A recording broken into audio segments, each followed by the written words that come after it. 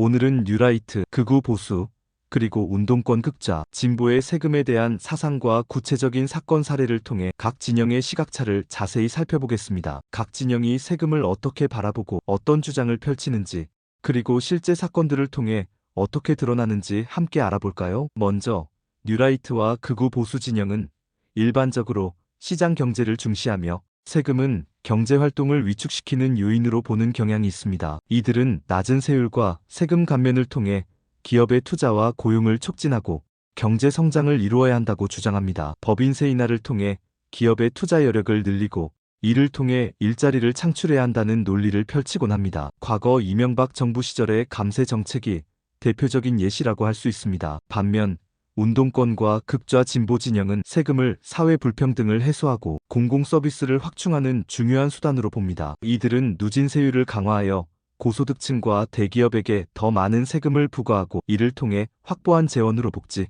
교육, 의료 등 공공 서비스를 확대해야 한다고 주장합니다. 예를 들어 소득세 최고세율 인상이나 상속세 강화 등을 통해 부의 재분배를 이루어야 한다는 주장을 펼치곤 합니다. 과거 참여정부 시절의 부동산 투기 억제 정책이나 최근 논의되고 있는 기본소득 제도 도입 등이 이러한 시각을 반영한 것이라고 볼 수 있습니다. 하지만 이러한 주장에 대해서는 여러 가지 비판적인 시각도 존재합니다. 과도한 세금이 기업의 투자 의욕을 저하시키고 결국 경제 전체의 활력을 떨어뜨릴 수 있다고 주장합니다. 또한 높은 세율이 탈세나 해외 자본 유출을 부추길 수 있다는 우려도 제기됩니다. 반면 높은 세율을 옹호하는 측에서는 세금 감면이 오히려 부의 불평등을 심화시키고 사회 전체의 안정성을 해칠 수 있다고 주장합니다. 또한 복지 확대는 사회 구성원들의 삶의 질을 향상시키고 장기적으로 경제 성장에도 기여할 수 있다는 논리를 펼칩니다. 구체적인 사건 사례를 통해 각 진영의 세금에 대한 입장을